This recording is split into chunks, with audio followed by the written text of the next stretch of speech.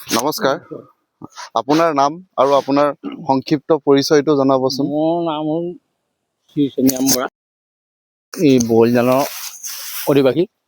এইখন বগলীজান গাঁও।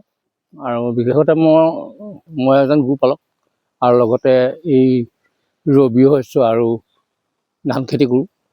এনেকৈ জীৱন নিৰ্বাহ কৰোঁ। আৰু আপুনি কিমান বছৰ ধৰি এই খেতি কৰি আছে? মই আজি গোটেই সুদীৰ্ঘ কাল মই এইটোৱেই মোৰ জীৱিকা, অন্য কোনো জীৱিকা নাই। পঢ়িলোঁ কলেজ, চাকৰি বাকৰিটো নহ'ল। হয়। তাৰপাছত আৰু শেষত এতিয়া বৰ্তমান যি অৰ্থনৈতিক সংকট দেশৰ, কাৰ মুখলৈ কোনো চাবলৈ নাই। আৰু চৰকাৰ নামৰ যি ব্যৱস্থাটো আছে সেইটো মাত্ৰ এতিয়া নিমিত্ত বুলি ক'ব পাৰি। তাৰ পৰা ৰাইজে বিশেষ ফল নাই পায়। যিসকলে কৰ্ম কৰিবলৈ বিচাৰে তেওঁলোকক কোনো সঁহাৰি দিয়া দেখা পোৱা নাই, যিহেতু মই ভুক্তভোগী নিজে।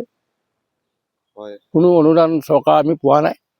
আৰু এতিয়া অলপতে মোদী চৰকাৰৰ দিনত PM কিষাণৰ হেৰিটো যে দিছিলে, ৰাজসাহাৰ্যটো, আমিতো খেতিয়ক নহয়, আমাকতো নিদিয়ে, আমিতো পোৱা নাই। 3বাৰ পাছত মই বিচাৰিও যোৱা নাই। 3বাৰ দিলে, তাৰপিছত আৰু নাই আৰু কিমান পইচা যে খৰচ। তেওঁলোকৰ ডিপাৰ্টমেণ্টৰ পৰাই মানুহ আহে, সঠিক তথ্য তেওঁলোকে দিব নোৱাৰিলেগৈ। মই কৃষক নহ'লোগৈ আৰু।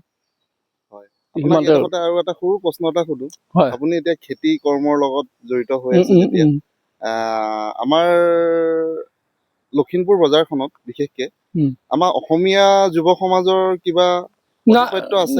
নাই, একো নাই। যুৱক, অসমীয়া যুৱক বুলি ক'বলৈ, অসমীয়া যুৱকক অকল নিবনুৱা বুলি নিজকে পৰিচয় দিয়ে। মানে অৰ্থনৈতিক ক্ষেত্ৰত তেওঁলোকৰ হস্তক্ষেপ মই দেখা নাই।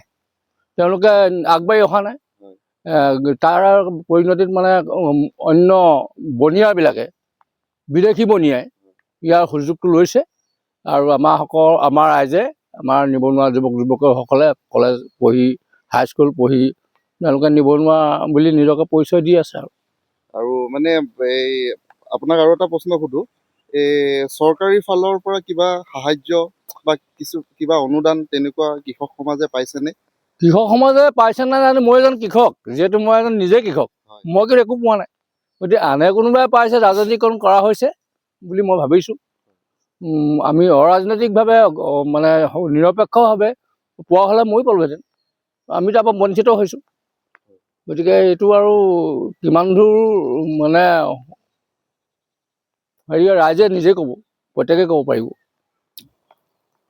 আৰু শেষত আৰু এটা প্ৰশ্ন সুধো, আৰু আপোনাৰ পৰা বিদায় ল'ম। এই খেতি কৰ্মবোৰ কৰি আজিকালিতো আমাৰ অসমীয়া ল'ৰাবোৰে খেতি কৰ্মৰ প্ৰতি একেবাৰে মনেই নকৰে। গতিকে অসমীয়া ল'ৰাবিলাকৰ উদ্দেশ্য কৰি আপোনাৰ পৰা দুআষাৰ মান জানিব বিচাৰিছোঁ।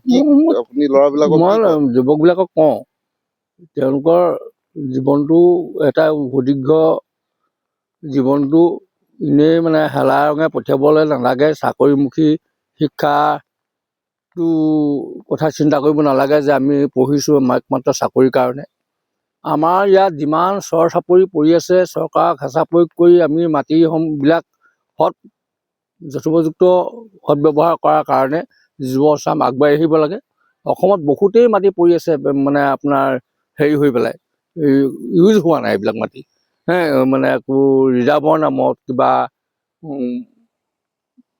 মানে এনেই পতিত পৰি থকা মাটি বহুত আছে। সেই মাটিবিলাকত তেওঁলোকে, যাৰ মাটি বাৰী নাই, তথাপি তেওঁলোকে সংঘবদ্ধ হৈ এইখিনি কাম কৰিবলৈ যদি চৰকাৰী পক্ষৰ লগত যোগাযোগ কৰি তেওঁলোকে আগবাঢ়ি আহে আৰু নিজকে নিবনুৱা বুলি নাভাবি, বনুৱা হ'বলৈ নিজেই যদি চেষ্টা নকৰি, চৰকাৰৰ মুখলৈ নাচায়, নিজেই যদি চেষ্টা কৰে, তেতিয়াহ'লে অসমৰ যি মানে অৰ্থনীতিৰ সিংহভাগ অন্য দেশৰ মানুহে আহি লৈ গৈছে, সেইখিনিৰ পৰা অলপ আমাৰ ৰাইজে পৰিত্ৰাণ পাব, নিজেই স্বনিৰ্ভৰশীল হ'ব পাৰিব। আৰু এখন বজাৰখনো আমাৰ দখল কৰাৰ কাৰণে বহুত শিক্ষিত ল'ৰা ছোৱালী আছে। তেওঁলোকেও যাতে সেইখিনি অৰ্থনৈতিকভাৱেও তেওঁলোকে পঢ়া শুনা ল'ৰা ছোৱালী আছে, সেইখিনি টেকন'লজি মানে খটাই তেওঁলোকে বজাৰসমূহ দখল কৰাৰ কাৰণেও চেষ্টা কৰিব পাৰে। সেইখিনি মই কৰিবলৈ তেওঁলোকক মই আহ্বান জনাওঁ। আৰু কঠোৰ পৰিশ্ৰমৰ বিকল্প নাই বুলি ভাবোঁ। কিন্তু কাৰোবাৰ মুখাপক্ষি হৈ জীয়াই থকাটো মই কাকো হ'বলৈ পোৱা নাই।